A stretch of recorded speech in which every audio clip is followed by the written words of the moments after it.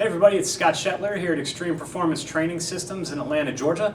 Welcome to this week's episode of Strength and Health TV. This week I want to talk about the Sumo Deadlift. I've seen a lot of discussion on the Sumo Deadlift lately, and I've seen a lot of bad advice being passed around on how to correctly perform the lift. So what I want to do is talk about some of the tips that I've learned that have really helped my lifting as well as the lifting of my lifters and athletes that I train. Personally, I'm a big fan of the Sumo Deadlift. I know it gets a lot of flack as being a cheating lift or whatever people want to call it, but to me it's just as valid as the conventional stance deadlift.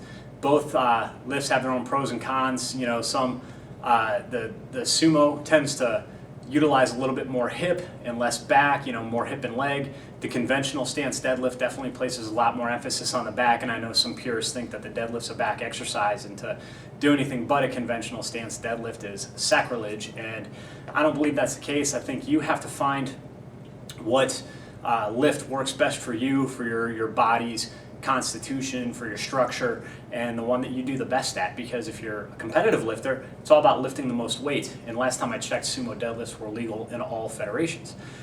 So I want to talk about some of the misconceptions that I've seen being talked about the sumo deadlift, as well as, like I said earlier, some of the tips that I found to be very beneficial in the performance of the lift. First of all, probably the best description of the sumo deadlift I've ever heard was it comes from a great lifter by the name of Mike Bridges, and Louis Simmons from Westside Barbell is very fond of this quote. He says it quite a bit in many of his podcasts and interviews and some of the articles he's written, and he said it to me when I visited there to learn from him.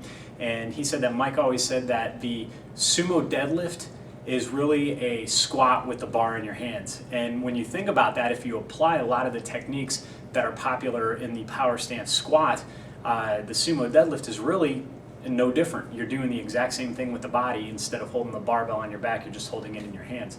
And a lot of the same techniques apply. That's why I've noticed with a lot of my lifters who squat wide and pull sumo, they get a lot of carryover back and forth between the exercises they do to build their squat and the exercise they build their deadlift with. There's a lot of crossover between the two. So that really is the best description of the sumo deadlift I've ever heard: a wide stance squat with the bar in your hands. Some of the tips, there's really not a lot to do in the sumo deadlift. I mean, it's the two basic tips that you really need to focus on are to push out on the feet, not down into the ground. I've actually saw a discussion on the sumo deadlift on a Facebook group that I'm on, and one of the people giving advice said to push your feet down into the ground, and that is incorrect. You actually want to push out on the sides of your feet as if you're trying to spread the floor, and that's definitely applicable with the much wider stance sumos. I guess if you use maybe more of a closer stance sumo deadlift, like something in between a wide stance sumo and a conventional stance, you might not be pushing out on your feet as much, but in essence, a sumo deadlift stance being wider, you're going to get more out of the lift by pushing out on your feet. When you do that, it's going to activate the muscles in your hips, the glute medius, the external hip rotators. So by pushing out, you're going to fire those muscles and you're going to drive your hips into the bar. The second piece of advice is to pull back on the bar while you're pushing out on your feet. It's not trying to stand the bar straight up, but rather as you're pushing out on the feet, you want to pull back on the bar to get the bar moving straight up. So if you just remember those two pieces of advice, push out on the feet, spread the floor with your feet, while pulling back on the bar, you'll notice a huge bump in the performance of your lift. Now there are some things that we can talk about that are a little bit more into the nitty-gritty of the lift, but those two are the most basic piece of advice that I've ever heard that will really help start driving your sumo up. Now obviously when you're doing the sumo deadlift, you want your shins vertical. Another thing that was getting tossed around was the correct footwear to wear when you're doing the sumo. And everybody I know that does well in the sumo uses a flat-soled shoe, a non-heeled shoe that's flat and hard. And some people like very thin-soled shoes, as that gets you closer to the ground. I know a lot of people who've tried to pull sumo deadlifts in slippers, and that doesn't always work because the deadlift slippers, if you're standing really wide and pushing your feet out on the sides, you might slide out of the material. So using a little bit more rigid of a shoe is preferable. Most of us pull in old school Chuck Taylors. I see some people that pull in Vans, but you get some people like the Samba Classic type of indoor soccer shoes. But you get the idea, a hard flat sole that's kind of rigid on the side and gives you something to push your feet out onto will be very beneficial. Keeping the shins vertical is crucial. You don't want your knees to travel too far forward and give you a forward shin angle, because then you have to pull the bar around the shins. We want the bar moving up in a straight line, just like we do in a conventional stance deadlift. And there are two types of setups that I found are beneficial for certain people. One is to get into your stance and squat down to the bar and grab it, get tight and pull. The other is to get in your stance, bend over at the hips, grab the bar, use the bar to pull your hips down to set up, and then drive the bar up. One of the big negatives with the where you bend over and grab the bar, then use that to pull your hips down, that I've seen is sometimes if you do it incorrectly, it does cause your knees to shoot forward. It will roll the bar out in front of your shins, and starting a deadlift with the bar a few inches in front of your shin can be very, very difficult. So you want that bar right on your shins when you pull. So if you use that type of setup, it's very important to remember, not to let your shins travel forward and roll the bar forward at the start of the lift. I do notice that a lot of people who lift in gear, lifting equipment, use a deadlift suit, they tend to like that technique where you grab the bar and pull yourself down. Usually two reasons. One, if the suit is really tight in the hips, it's hard to squat down and grab the bar, so you've got to use the bar to pull down and load the hips up in the suit. And the other thing is too, when you bend over and you drop your hips, that creates a little bit of that stretch shortening cycle, that reversal action in the hip and hamstring muscles. With a deadlift starts, it's a concentric only lift. You're starting in a squatting position. It's not like a barbell squat where you're standing at full extension. You drop down into the lift, which is going to eccentrically load the muscles and give you that stretch, activate the stretch shortening cycle and give you that rebound out of the bottom of the lift. You don't get that with the deadlift. So by starting with your hips high, dropping them down before you pull, that gives you a little bit of that, taking advantage of the muscle stretch shortening cycle. So again, if you can do that, if you can time it properly and you can keep the bar in the groove, that can really add a lot of poundage to your lift. If you're not good with that type of setup, I see some people who do really well where they just get into their stance and they squat straight down with their hips close to the bar, going out on the knees, grab the bar, tighten up a little bit, and then stand right back up. I've seen really high level world-class numbers performed with both styles, so you really have to experiment a little bit and find out what works best for you. There are a couple things that will improve your sumo deadlift that I've found to be very beneficial for me, because my biggest issue was hip activation. And Louis Simmons pointed that out to me when I was visiting Westside Barbell with some of my athletes over the past about a year and a half ago. And I would spend a lot of time getting set up, getting my hips down, and then when I would pull, I would end up driving my hips up and then using my back to pull the bar up when I got to heavier weights. At lighter weights, I didn't have that issue, but once I started getting about 85-90% of my max or better, my hips would shoot up, and then I would use my back to leverage up the weight, and that kind of negates the benefit of the sumo. So one of the things that he taught me was an exercise called the chair deadlift, and if you look back at my strength and health video number 13.5, I go over the chair deadlift in depth. I'll go ahead and link that in the notes below the video on this video, so you can check it out and link to it nice and easy, but I'll also give a quick demo of it here in this video. And then one thing that I found to be very beneficial is I get on my belt squat machine, I load my hips up with the belt squat, and then I do deadlifts, conventional stance deadlifts, so I'm really bent over, partials, rack pulls and things like that out of my belt squat. And what I found is that really overloads my hips and teaches me to drive my hips into the bar, which is carried over to my sumo deadlift really, really well. And I've worked that quite a bit with some of my powerlifters and my athletes and seen a lot of benefit there. Like I said, big fan of the sumo deadlift. I'm a big fan of it with athletes. A lot of my fighters, I'm working with some volleyball players, some football players. I'm working with some grapplers, combat athletes, as well as powerlifters. I'm a huge fan of the sumo deadlift for athletes because it does place a lot of emphasis on the hips, and you show me an athlete doesn't need strong hips. My BJJ players need strong hips, fighters need strong hips, football players need strong hips, my volleyball player needs strong hips for her jumps. So I'm a big fan of the sumo deadlift for athletes. It's not to say we never use the conventional deadlift, but the sumo deadlift does a great job at building up the legs and the hips, so I'm just a huge fan of it. And I mean, I've had some athletes pull really good lifts in here. I've had football players who weigh about 240 pulling over 600 in the sumo deadlift. I've got a volleyball player who weighs about 105 pounds She's still in high school. She's actually going to college in the fall to play volleyball, and she's worked between 205 and 225 in the sumo deadlift and some variations of the sumo deadlift. I've got my one of my powerlifters who's competitive in the 114 to 132 classes at 111 pounds body weight. He's pulled 425 pounds with a sumo deadlift. At 123, he's pulled about 445. So very, very good lift for him. He's got good body mechanics and good leverage for it.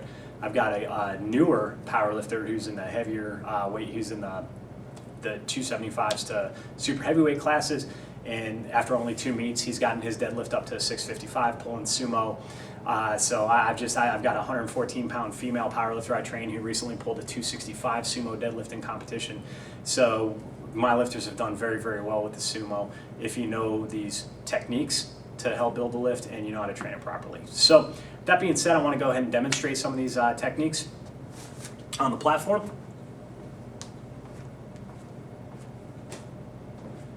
So as far as your stance width, there's no right or wrong answer here, but generally you're going to stand wider than your hips because you're going to grab the bar with your arms vertical, perpendicular in relation to the ground.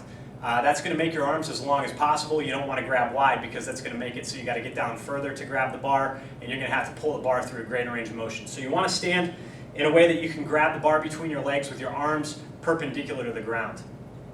Now when you do the sumo deadlift, I have read where some people recommend that you hold your arms out to the side, and wherever your elbows are with your arms out to the side, that's where your feet should be. So I found that to be a pretty good starting point. Now I have some people who do a little bit better with their feet a little closer, and I have seen some people stand with their feet almost at the plates, and they do very well with that. That's really going to be a function of your hip mobility and how much you can open up your hips and push your knees out, because the idea with the sumo deadlift is we want to get the hips as close to the bar at the start of the lift so that we're in a more favorable leverage. The further away your hips are from the bar, the harder the lift is going to be for you. So you want to get your hips as close to the bar at the start of the lift as possible. So having really, really good hip mobility, maybe turning the feet out a little bit so you can open up the hips and push the knees out, you'll find some benefit in that. All right, so with the sumo deadlift, again, you're going to take a slightly wider than shoulder width stance. Again, you'll have to play around and find out what works best for your individual constitution. If your toes are forward, you're going to have a lot more tension in your hips at the bottom of the lift, so you may have a harder time setting up. So you may find that turning your toes out a little bit, if you're looking at the clock face, maybe toward 1 o'clock and 11 o'clock, that will help open up the hips. And that's my favorite thing to do. I've seen some people really point their toes out to the side, but then that starts to create some balance issues. And you know, if that bar gets out of the groove an inch or two, you may miss the lift at maximal weights. But you have to play around with your foot position and decide if your toes forward or toes out, and to what degree you go out. So you get your shins right up on the bar, you turn your toes out a little bit or point them forward if you can handle it. And remember, you want to push out on your feet like you're trying to spread the ground while simultaneously pulling back on the bar and driving your hips into the bar. So you're pushing out and pulling back, and those are the two main technical points of the lift.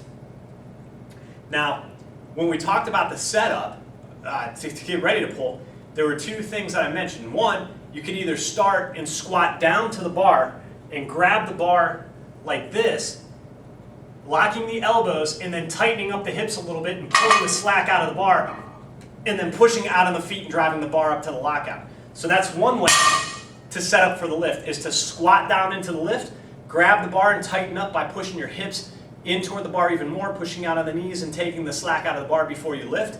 The other way to pull the weight is to bend over at the hips, grab the bar, and then once you get set, pull yourself down into the setup, and then driving the bar up to the lockout. So those are the two ways to set up. Again, neither is right or wrong. You just have to experiment to see what works best for you. All right, but regardless of which way you do it, the key point there is at the start of the lift, when you pull the slack out of the bar and get really tight and lever yourself against the bar, you want your hips to be as close to the bar as possible. All right, and then as you start to pull, your hips are just going to get closer because you're pulling back as you're pushing out on the feet. So those are some of the technical points to look at when you're doing the lift.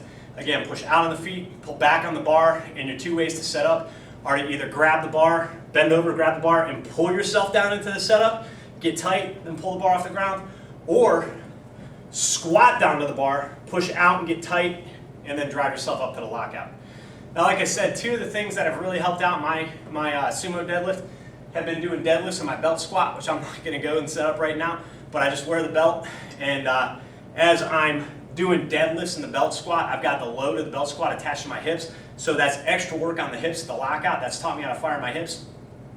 Or this exercise that Louis Simmons taught me, which he calls the chair deadlift. So for that, you want to use a box or a chair, and you're actually going to sit down on the box when you do the deadlift. Now, like I said, I've got a video. It should be number 13.5 in my Strength and Health video series that goes over all the aspects of this lift. But what this does is it teaches you how to use your hips.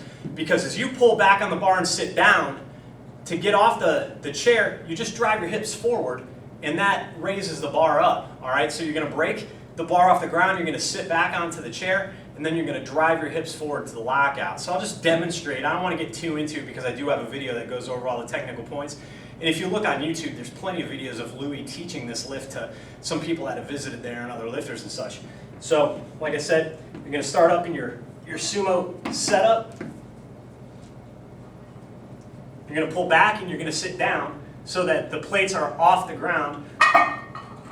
And then from here, you just drive the hips forward into the lockout.